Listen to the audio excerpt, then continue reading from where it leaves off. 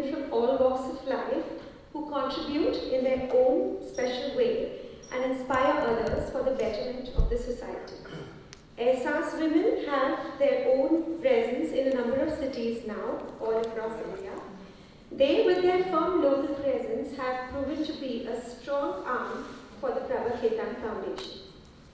The foundation has worked relentlessly over the years now to promote literature, arts and culture and bring it to the forefront of a society. The foundation has its presence not only pan-India but even abroad.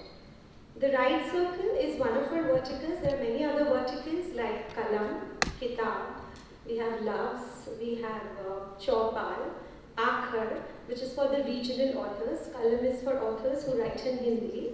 There is Loves for authors who experiment with the Urdu language.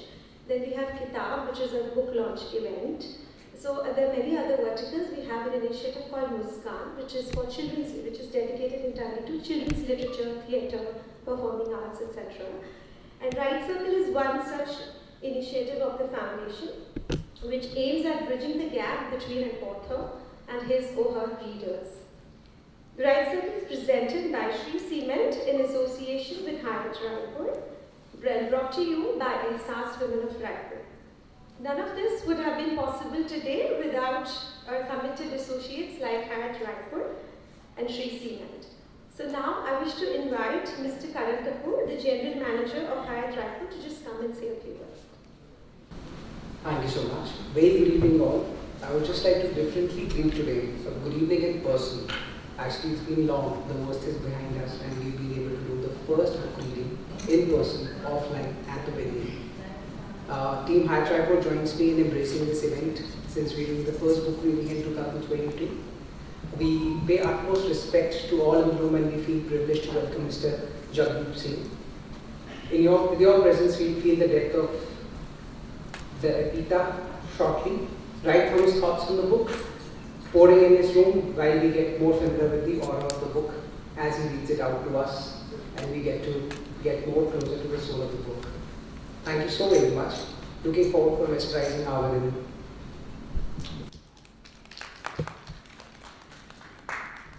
Thank you, Mr. Karan. So, past 2 years have been harsh on all of us. But if anything, I think we have emerged stronger. It was during the lockdown that people realized the immense importance of books, artists, authors, stories, poetry, literature more than ever before.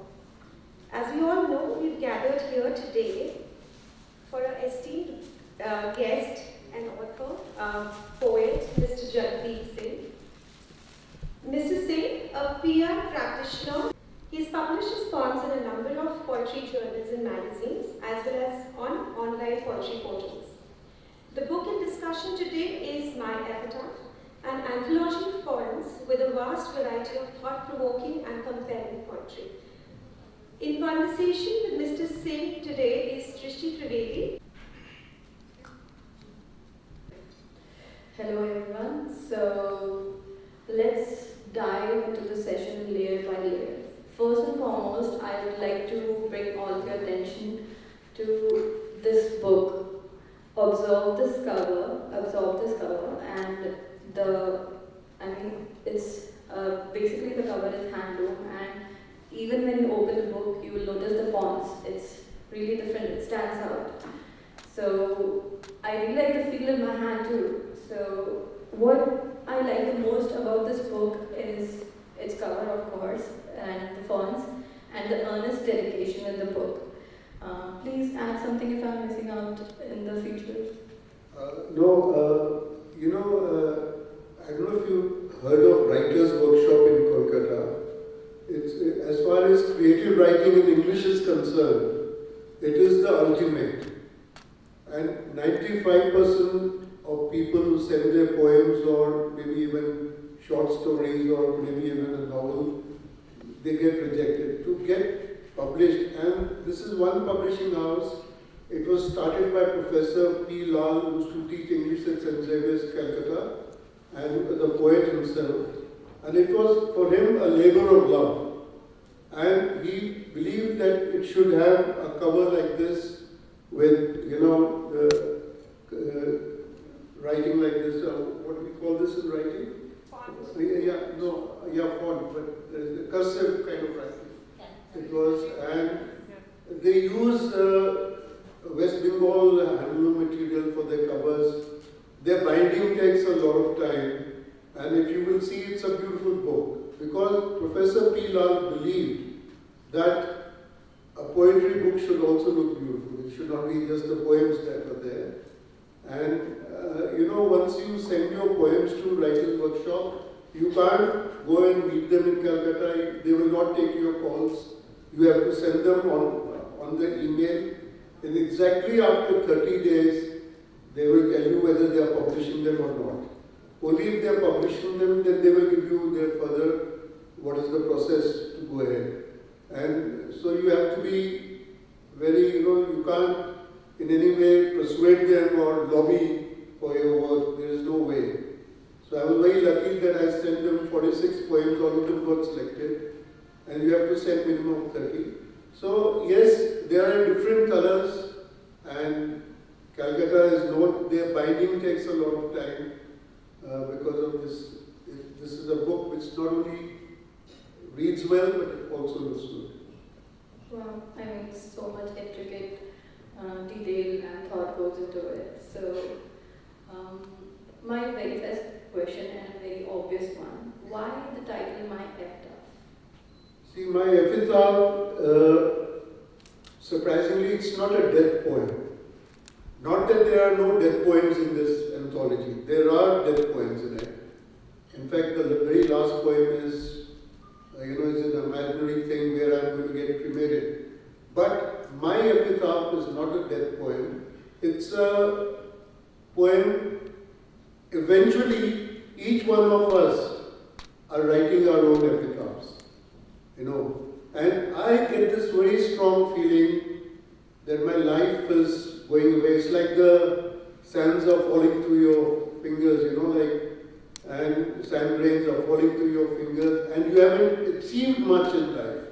So my poem, my epitaph, was written way back in 1997, published in Femina, selected by the famous poetess Kamla Das. Most of these poems are already published in well-known magazines and selected by well-known editors. So my epitaph is my feeling at the thing, and on a cold hard stone have I engraved my own epitaph. Here lies a bum who thought he would do something in life. All he did was to write his own epitaph on a cold hard stone. That's the poem. The cold hard stone is symbolic of the difficulties and the suffering and the problems in life. And here I say that I'm just like a bum who's done nothing. And what I've done, I've just written my own. But there are layers to this poem. That each one of us, what we have done, we have written our own epitaph. It's not a death poem, it's about what we've achieved or not achieved in life. So,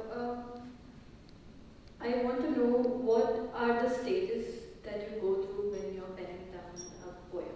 What's the process like for you? Surprisingly, last 2 years, there's not a single poem of what I've written in the lockdown period. The last poem in this was in 2019. Now, there are these strong feelings that come sometimes. My poems, there are 46 poems in this, and they are about, loss, longing. There are love poems, there are heartbreak poems, and there are poems pertaining to life. There are death poems, and surprisingly, there is also poems on some of the well-known literary personas. There is a poem here on Hamlet. There is a poem here on Hemingway. Some of my ex-former colleagues of my batchmates are here from MA English. We were all taught Hamlet, Hemingway. Now, when I was teaching English, this play, so anything can, to my feeling, someone told me क्यों नहीं लिख सकते? हम लिख सकते हैं किसी भी चीज पे. So Hamlet is such a character that I felt I could write a poem in it, and I wrote, and it has been appreciated. And then Hemingway was such a colorful author. I've written on 2 pages on Hemingway, which has now been selected by an American anthology to be published there. I was so moved by the death of Sylvia Plath, a well-known poet. I wrote a poem on that. That too has been selected by an online American portal and is going to get published in the bi-monthly magazine.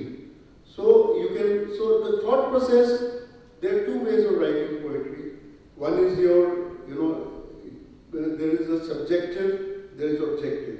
Subjective poetry is your inner feelings. I've had a heartbreak, I'm unhappy, I'm sad. One of my first poems, ladies and gentlemen, let me tell you that Raipur has a very special place for me. In fact, today I'm feeling blessed to be here. And I have studied in Raipur. I did my master's in English, master's in history.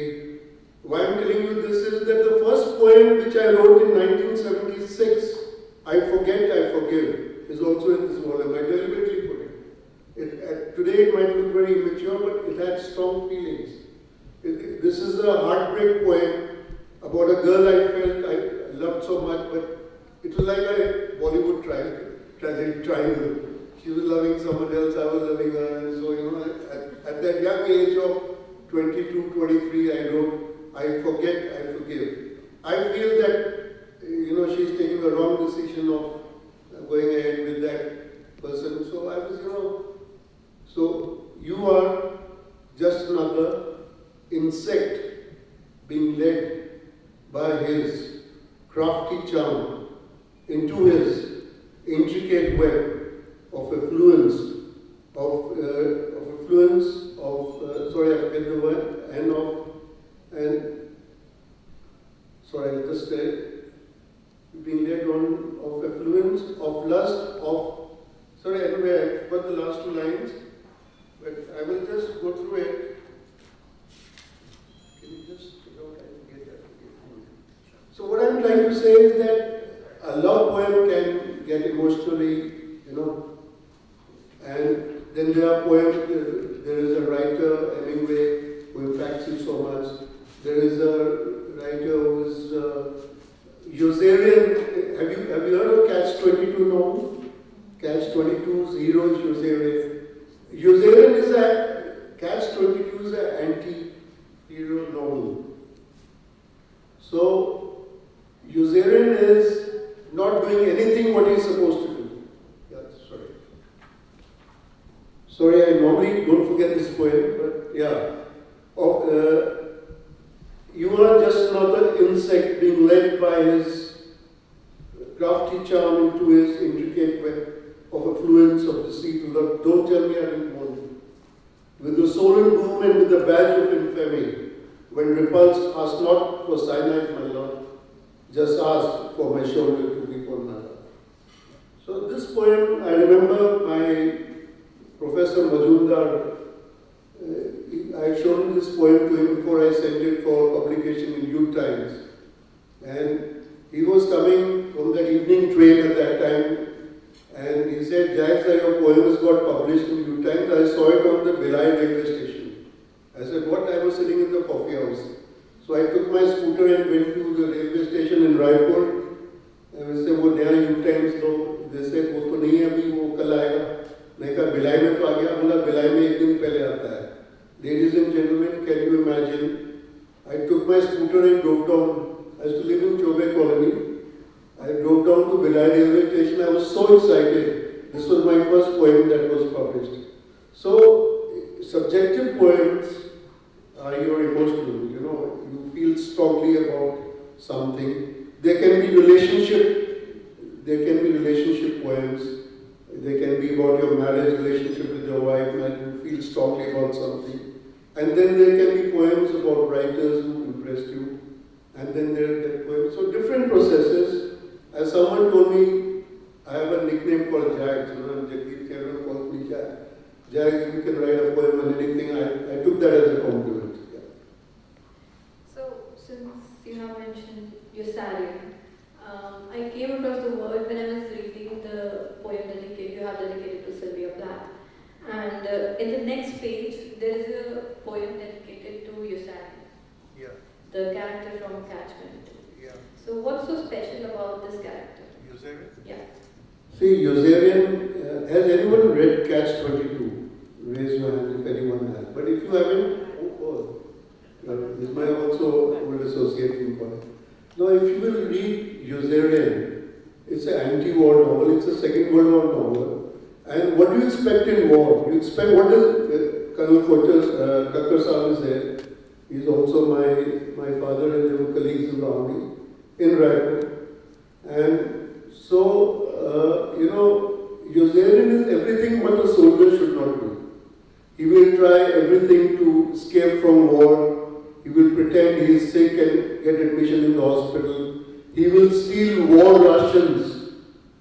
He will go to the red light area when he's banned by going there by his regiment. So he's doing all the things which he should not be doing. And so in the end, you see him going away in a boat in the thing. So what the novel Joseph Heller, what the novelist has done, is through Yosarian, we get the feeling that the wars are futile, as we are seeing right now in Ukraine and Russia. Wars are futile, don't matter. It's a Picaro's novel, Catch 22. Yosarian is anti-hero, anti-war, and I love that for many years, for almost 20 years, every year I used to always reread Catch 22. And if you read it, it's like P.G. Woodhouse. So if you read this Catch 22, you will feel like laughing loudly. For P.G. Woodhouse, I would always say if you are traveling in a train or a plane, don't read P.G. Woodhouse. Because you have to suddenly laugh loudly, The people look at you, this guy's gone mad or something. So that's the kind of novel. He sends a message that you'll be surprised that for 1 or 2 years, no one was even reading that book, but slowly it became very popular. It's quite relevant in the present time, as you said. Yeah, very relevant.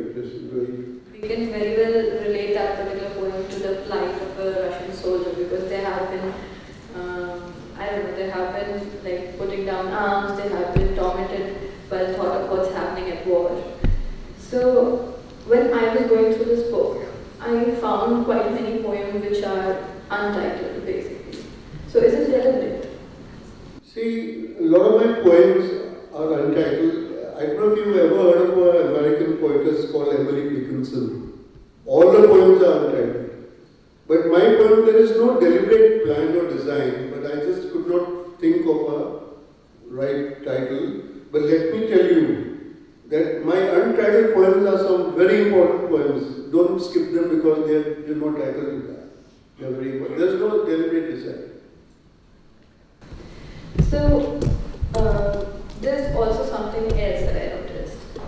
You start with a very gloomy and intense undertone, but you end in a very optimistic note, which is beautiful because you are speaking how painful the situation is, but in the end you are stating about the modicum of control you are trying to conjure in that particular situation.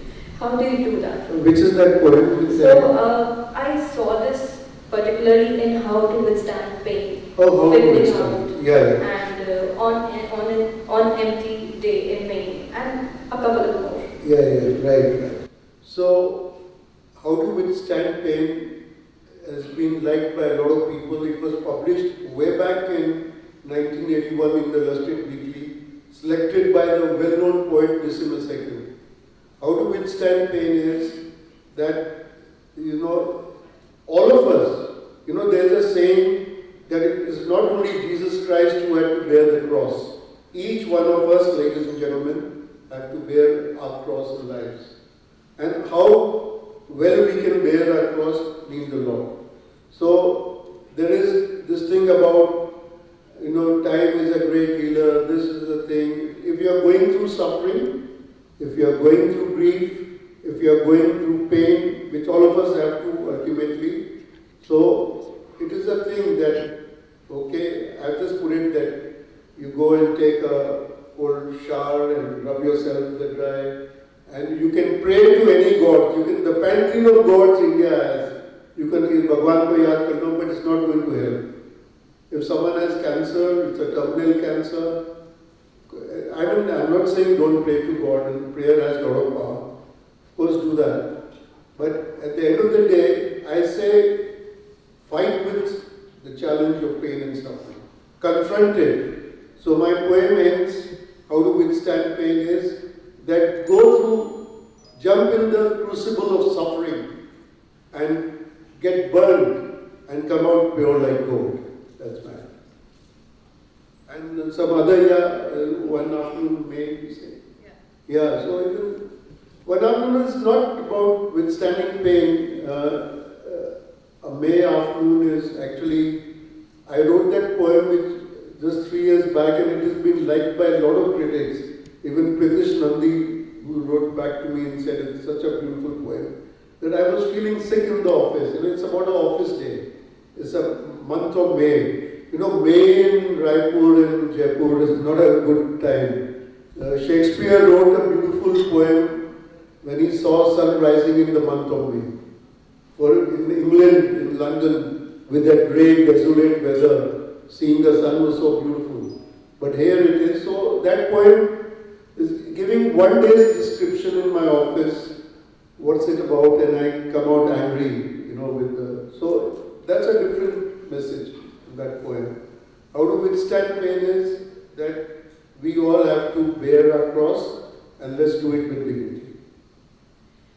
So, could you share at least 3 pointers for the aspiring poets and writers present here? Yeah, I did meet a couple of them who said they've been writing poems here, and I'm very happy because poetry as a genre is not very popular now. But let me tell you one thing, that there's not a single magazine. Maybe there is a Women's Era which publishes poetry sometimes, but none of the well-known magazines are now publishing poetry.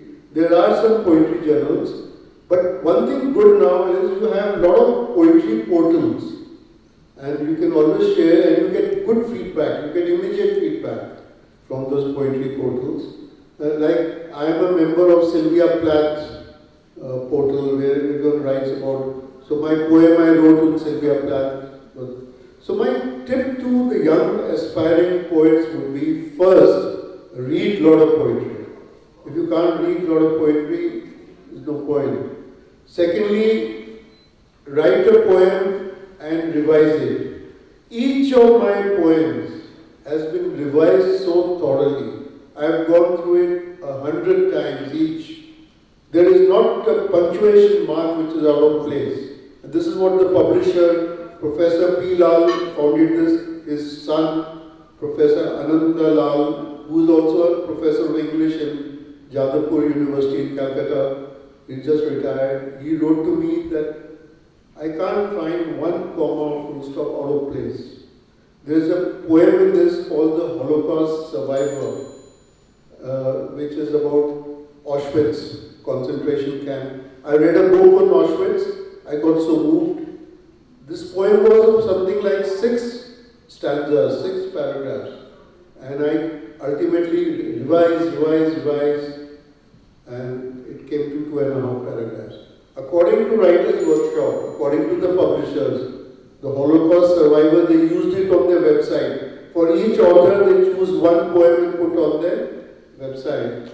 And they chose Holocaust Survivor. So my first point is that read a lot of poetry, that will give you the how to go about it. And second is revise your poems. And thirdly, don't be scared to share your poems. I asked one girl who just asked me that I write a lot of poetry. I said, send them to me. Get inputs. Don't feel that log hasenge mere pe ya kuch karenge. Don't feel. And a poem can be on anything. And with time, there are no opportunities in magazines, but you can always compile your poems and send them to a publisher. Thank you for that. So, I have to ask, there are like a lot of poems which hints at from a personal experience or is it just empathy? Yes, there is a poem in this, which incidentally is my daughter's favorite poem, on meeting my ex. There's a poem on, like they said, you can write poem on anything. It's a poem where I'm meeting one of my ex-girlfriends after many years. We meet, she's crossing the city, she has to catch a flight, and she says, can we meet somewhere? I said, yeah, so I go. And it's my description, I'm so excited, I'm waiting for her.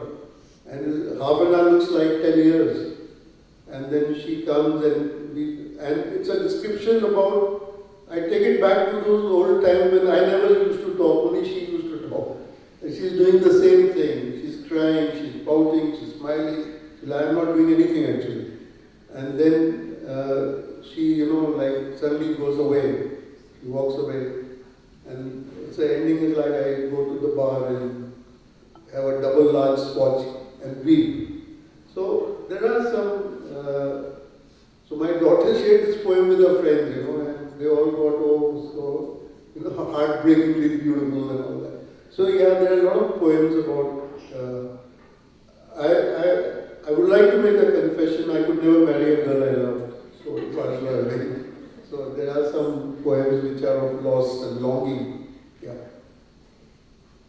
Would you like to tell us something about your late mother to whom you have dedicated this book? Yeah, Karan Saab knows my mother, he's met her. She was a very fine lady, and there's someone who really has an impact on your life. It was my mother, and she was very, she was a visionary, she was far thinking, and she was like, when she passed away, a part of me also died, and that's why I've dedicated this book to my mother. And there's a very beautiful poem in this address, it's called For Mom, and it ends in this poem I'm saying, I recently interviewed Kabir Bedi, he's written his memoirs, and I recently interviewed him in Jaipur. I was the moderator of a book session like this. It was much bigger, about 100 people were there. And his son Siddharth had committed suicide, Kabir Bedi's. And Kabir Bedi is saying, why should I forget my son? आपको कोई किसी की death होगी, it doesn't mean they don't do anything, you have to continue with your life. Well, why should you forget them? He says, I still mourn for my son. I still remember him with grief. Why shouldn't I mourn my son? I feel sorry that he's not around. But at the same time, life also has to move on. So, I am saying this poem, it ends like, please don't ask me to move on. Move where? Death doesn't die easily. That's my last line. Death doesn't die easily. Very beautiful and deep. So, I want to ask if there is any comment or criticism that has impacted you the most. How did you deal with it? On my poetry? On my poetry? Yeah. I don't think, ever since this book has come out, see, like I said, if I sent 5 poems to the Illustrated Weekly and only 2 got published, 3 were rejected. If I sent 6 poems, at times Femina also used to publish poetry. Kamla Das was the poetry editor. I sent 6 poems, 1 poem got rejected. So that poem you try to work on, improve upon. So most of these poems have already been published and they've been selected by well-known authors. So I don't think I've ever received a comment that my poetry is horrible or is terrible or what are you doing? Never, I think. But since you were to go back to that tip, I used to write poetry in a big diary. It's gone yellow with age and time. And now when I look at what I've written, a lot of these poems, initial drafts were there. So I have to fine-tune them, revise them. And I find my diary has maybe another 2 volumes in it. So another tip is to write it down. But no, I don't think I've received any very. A lot of well-known poets that Ravi and Iqbal would know. Mr. Rangana used to tell us some poets died of heartbreak at that time when the critics did not like their poetry. And I think Keats was one of them. Keats was very hurt by the criticism of his poetry. But luckily, I'm not a big poet or a well-known poet. But surprisingly, I have not received any adverse criticism on my poems. So I saw a lot of Greek mythology reference in your anthology, and as a contemporary poet, do you think there could be a scope to draw inspiration from Indian mythology as well? Absolutely, yeah. You'll be surprised that my favorite poet is T.S. Eliot and Sylvia Plath. They are different in ways. Now, T.S. Eliot's poem, The Wasteland, is my poem. And let me tell you, ladies and gentlemen, this poem is always on my bedside. If I have a bout of insomnia, I go to the other room and read out the poem, The Wasteland. If you will try and read The Wasteland, you won't understand a thing. But you can love reading it out loud. Why can't you understand? You can't understand because it has allusions to different. It has the Upanishads in it. It has the French symbolist poets, their condition in it. It has Greek mythology in it. It has biblical symbols in it relating to Christ and Bible. So, how would you know the Greek mythology to understand Wasteland? So, all of us can use, in one of my poems I've written, it's about topsy-turvy. Like Sitwell's bat, I hung myself upside down. Like Sitwell's bat, I hung myself upside down. So, who is Sitwell's bat? If you don't know who is Sitwell, you won't know what it's about. Similarly, a lot of my poems have referred to the wasteland. There's a poem in this. I've written a lot of poems, 4 or 5 poems on the craft of writing poetry. So one poem is on writing a poem, in bracket, with apologies to T.S. Eliot. So I make fun of the way he's writing the wasteland, And so there are references. I've mentioned Ulysses in it. I've mentioned other references of you can refer to anything in the poet. Now it is up to the reader. How will he decipher it? If you don't know who is Edith Sitwell, she's written a series of poems on bats. Only then you will know what I am meaning when, like Sitwell's bat, I am myself upside down. And, in Eliot, how to write a poem, I'm making fun of his, the way he was making fun of society women. There's a poem of his, Love Song of Jaipur. Women come and go, talking of Michelangelo. He's making fun of society women who want to pretend that they know architecture, they know sculpture, they're discussing Michelangelo, but actually they don't know. So he keeps repeating these lines again and again. In the Love Song of Jaipur, women come and go, talking of Michelangelo. So that's the thing. So not only Greek mythology, we can refer in our poems to, that strengthens the poem, that embellishes the poem. When you use mythologies, symbols, imagery. Now let me tell you one thing, ladies and gentlemen, that since you were asking for a tip, with the coming of the modern poetry, rhyming stopped. There is no rhyming, there is no iambic pentameter to follow. But that doesn't mean you can write anything. You can't write an essay. You have to have the rhythm. And you have to use literary devices like refrain. Refrains mean repetition. A lot of my poems, on a cold hard stone have I engraved my epitaph. It ends, on a cold hard stone have I engraved my epitaph. And so on and so forth, It goes, so you have to use symbols, you have to use strong imagery, you have to use metaphors. All these devices are there, you have to use refrains, repetitions, that strengthens your poem, and you have to use finally allusions, alluding to mythology, Shakespeare. So if you're reading Hamlet, one of my better known poems is Hamlet. You know what I've done is I've juxtaposed this with what is the Nike slogan? What? Just do it. And what was the tragedy of Hamlet? He could not do anything. To be or not to be, he could always, his tragedy was he could never do anything. So I've juxtaposed it that Hamlet's spirit has come back to Denmark. He was the Prince of Denmark. And he's going around the city and he sees a Nike billboard hoarding which says, just do it. And he gets a shock. Just do it. You know, I've been a corporate trainer in Indonesia for 3 years, and I always used to say that this is the worst slogan I ever come across. Just do it. Because everyone has to ascertain the facts, then based on those facts, we make a strategy, and then we act. That is the basic for any corporate world or in the army or anywhere. And here he's saying just do it.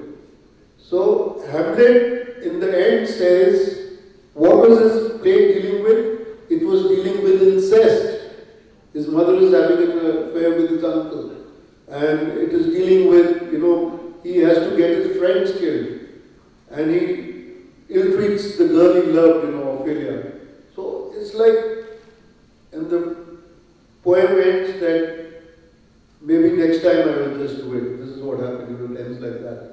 So you'll be surprised, ladies and gentlemen, someone sent my poem to the USA, to the Nike's chairman. This is the way you'll know. And someone from the Nike company has contacted me. I haven't met him. Bola ke my chairman was mighty impressed by the poem. We'd like to discuss it further how we can. So this is the way your writing gets impacted. It's the imagination of a writer. Hamlet with Nike slogan. And it's like the thing. Yeah. So now I'd like to open the floor for any questions that the audience may have for the author. You can ask the questions, and before we wind up, I would like to read one poem from it, and that will be on Sylvia Plath, Death of Sylvia Plath. So first let's do the questions, and I'll read a poem that you can wind up. Okay. Questions? I have just one question. Yeah. People frame their questions. Yeah, sure. So, when I was reading Hamlet, I came across this metaphor, hang fire. So Hanging fire means delaying. The government has been hanging fire and not doing anything for it. So that is the thing. Okay. Yeah.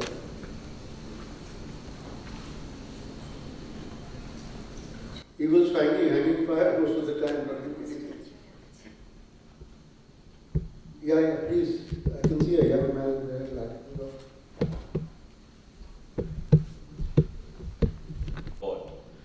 It starts impacting my own writing style. Like, does it change my own writing style? So, firstly, why do you have to read only a single poet? You can read a variety of poets, and you read the contemporary young other people writing. But yeah, I think if you read one poem, it can impact you. And a lot of my poems has what is called the Eliot style of writing. It comes consciously or effect, but it doesn't matter. Your thoughts have to be your own, your creativity has to be your own. Sometimes it happens, like for Pusper, so I read him a lot because his way of writing and his progressive writing, it brings my ideas to power me. But after a while, it just shifts that my writing style changes all towards fair stuff. The way you wrote. I think with the passage of time, you will evolve your style also, I'm sure. Thank you so much. Thank you. I got it wrong. Yeah, John. Jack, just want to ask you. Yeah. You write poetry in English, and in the English poetry, try Chaucer to Milton to Tennyson to Corday, who influenced you maximum? I mean, who is your... So there is not even an iota of doubt. For me, there is no bigger poet than T.S. Eliot, number one. Because I'm reading modern poetry. I can't, not that those poets were not good. But,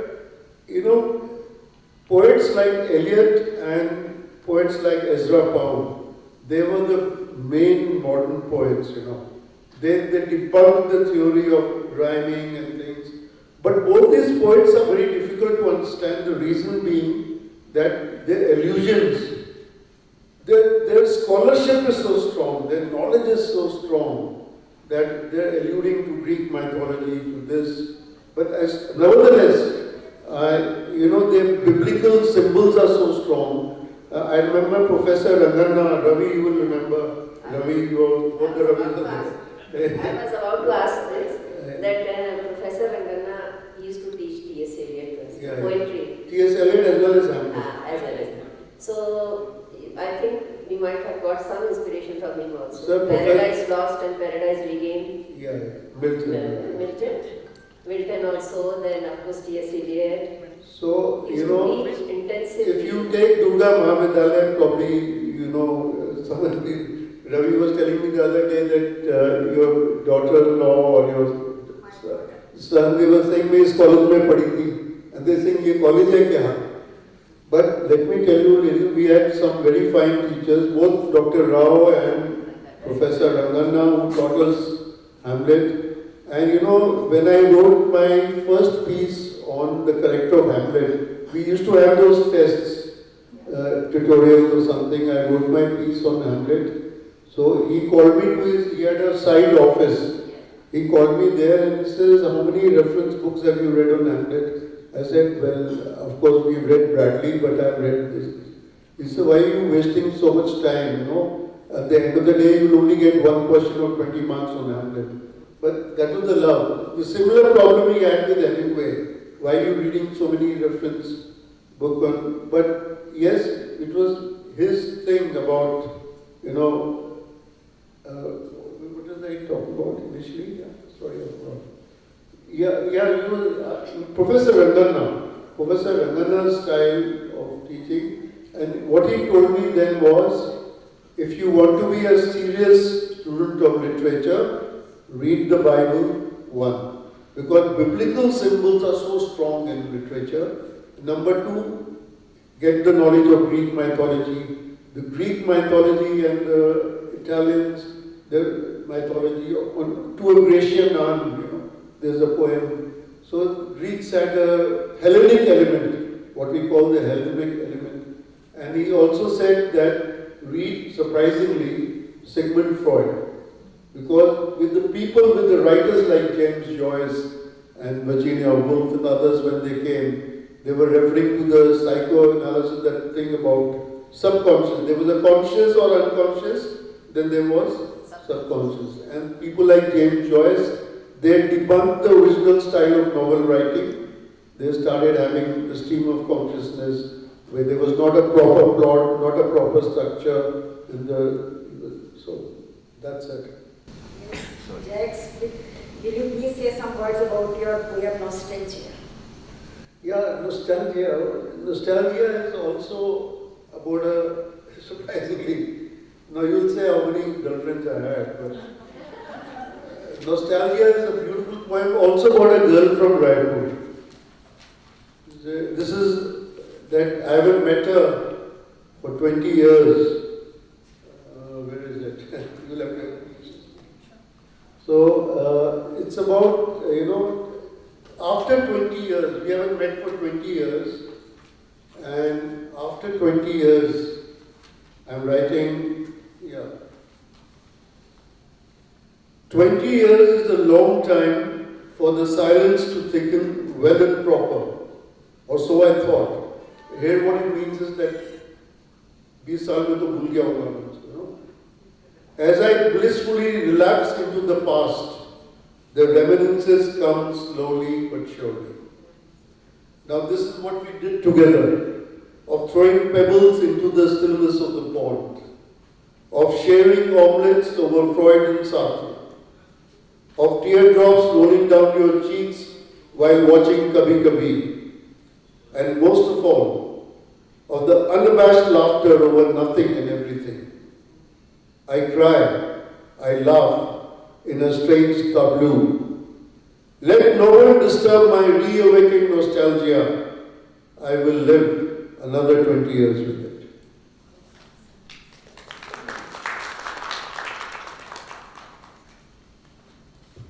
Any more questions? You've taught English, it seems. Yeah. The way she was nodding to everything. Yes, actually, I was really moved when you appreciated the base plan. It has, Yeah. I mean, I could recall Parzival and the resurrection and the Tiresias. We always find parallel with Vishnu Dharma in our Hindu mythology. I just had a question that came to my mind. You quoted that Hamlet, in your poem Hamlet, Hamlet is in contemporary world and is saying to the billboard, just do it. So have you recreated the character that should take action? Hamlet should take action. Is it something the message is being conveyed? Yeah, the message is just do it is a corporate decision. It's like a sports company symbol, just do it. Whereas Hamlet, he had to deal problems. If you read, if you read the last lines, look at the problems Hamlet was dealing with. He was dealing with incest. He was dealing with the murder of his friends. He was dealing with I've used the word foo-fooing the love of his. So we come to the end. I'll just read the ending part. Decisions can be gut-wrenching, like killing for incest. He kills his uncle. Like killing for murder. Like getting friends killed. Remember, he gets his friends killed, Rosencrantz and Guildenstern. Like foo-fooing the love of your loved one, how he treats Ophelia. So I took time, perhaps more than I needed. Another time, maybe I'll just do it. That's the ending. Thank you. So I guess we'll take one last question. Hello everyone, this has been an absolutely wonderful conversation. Thank you very much. Thank you. So I would like to ask one thing, from a selfish perspective, that like the comparison you drew from Hamlet to watching a billboard, just do it. So myself being someone who writing in a rhythm, like where there is continuously you. You're a content writer? Part time, you can say. Okay. Yeah. So from that, and I'd like to draw inspiration more from the nature. Somewhere like shooting stars and somewhere. So like I really like the way you compared to just do it. So how one can become a better observer, because I think it can help writing, help me write something better. So how can I become a better observer of things which are happening around me? A better observer of things happening around you to write better? Yes. Yeah, the first quality of a good writer is the power of observation. If you'll see, someone asked me, what do you feel about Brazilian? So the characters that a writer writes in novels or anything are based on the observation power, That's why a lot of people say that the novels have an autobiographical element, because they might convey themselves how he behaves, or their sense of observation is so strong that they can. So I guess, I don't know what kind of writing you are doing, but the more you will observe people, the more you will observe things around you. Only 3 days back, ladies and gentlemen, I was in Jaipur, where they have the world's biggest, mind you, world's biggest literature festival. We've been handling PR for last 8 years, and a very similar thing was being said by a writer there, that if we closely and keenly observe things around us, that can be translated into writing. So I think, I don't have a tip how you can observe well, but that is the point you can't ignore if you're writing. Thank you so much. Thank you. So I'd like to now invite you to read this. So I'll just read a poem and we'll wind up.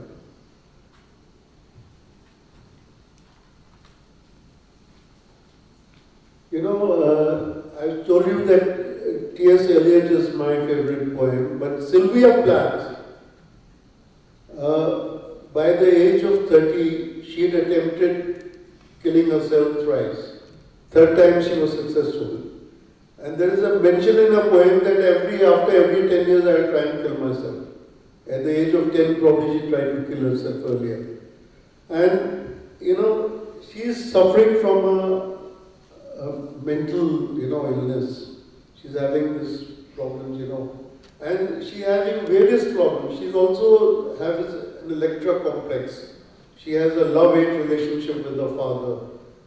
Those multifarious problems. Then she has a partner, Ted Hughes, who himself, she's not getting along well with him.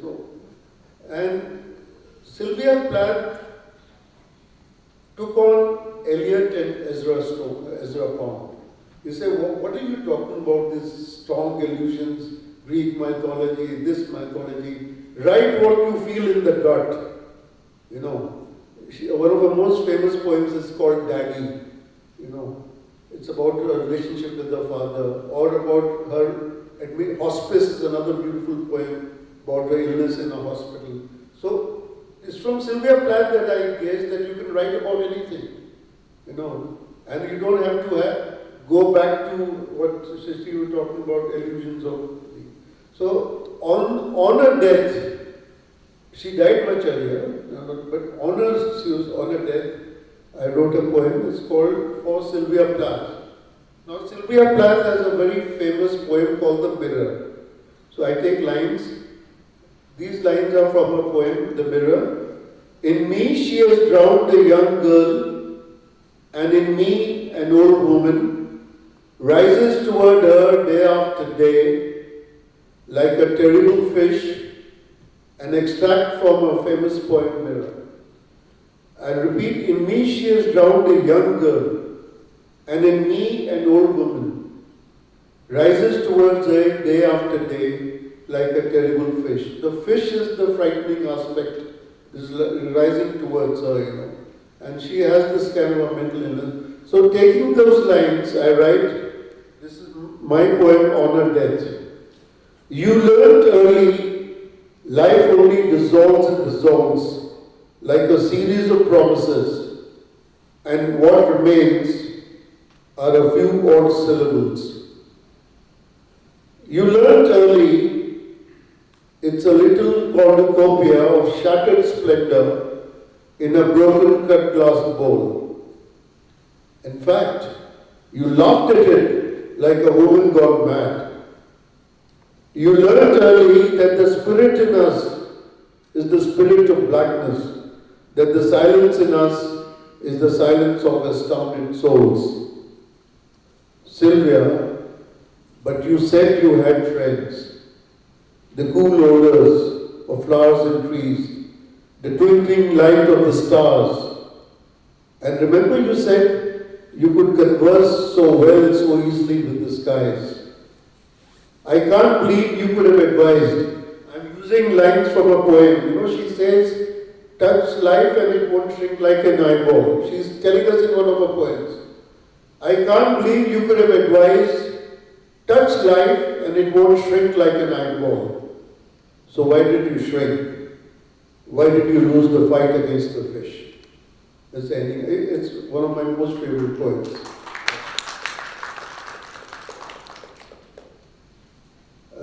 Before she goes on, let me first tell you that I'm delighted to be in this city. I would like to thank Sisti, Hayat, and Prabhaketan Foundation, Shri Cement. I am also associated with these organizations in Jaipur. Mr. Sandeep Bhatoria is an inspiring figure for us in the Pink City. And I am also thankful to my former classmates and to the SAS women of Raipur, I should not forget. SAS women of Raipur, like all other cities, are doing an amazing job. Thank you for inviting some of my former colleagues, Iqbal, Ravi is there, Prema, Velu is there. I'm so happy, and what a delightful evening this has been. Thank you very much. Thank you so much, sir. I'm sure it was a delightful session. session, delightful evening for everybody. We have amongst us a lot of literature enthusiasts, aspiring poets, educators, artists. I'm sure they're going to draw inspiration from everything that you've shared with us today. So thanks so much for that. We're also fortunate to have amongst us today Lieutenant Colonel JSS Kakkar, who has seen action in the 1971 Indo-Pak War and has been honored with a hill on his name in the area where he fought. Sir, I would like to invite you to present a small token of appreciation from all of us to Mr. Singh.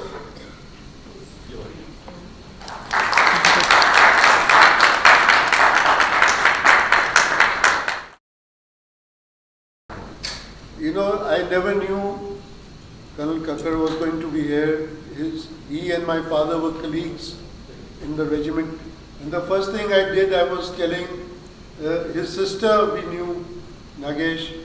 And the first thing I was telling, I'm going to ring up Nagesh and find his residence address so that I can go and see him tomorrow morning. And there he walks in. And what a delight. My pleasure.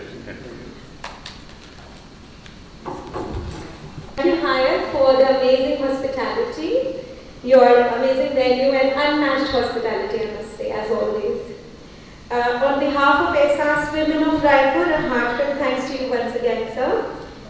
You've really bestowed us with your company. You've shared so much knowledge today. And the poems, I must say personally, I've read the entire book from cover to cover and I love the poems. I love poetry. And yours, there's a whole variety, and with each poem you dive into layers and layers of, it's just amazing to discover. So I would really like to tell you all, encourage you all to read his poetry. We have these books here for a guest, which you can, of course, get signed by the poet himself and get a picture.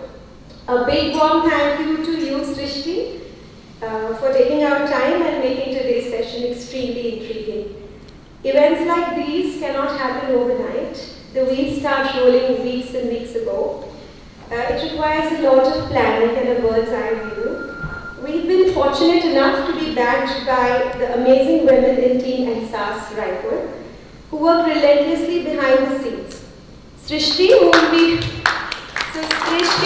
saw in the role of the conversationalist today, is one of our co-SAS women, and she slogs throughout the months and gets everything in order. Then the backbone of SAS, Kalpana Chaudhary ma'am, who needs no introduction.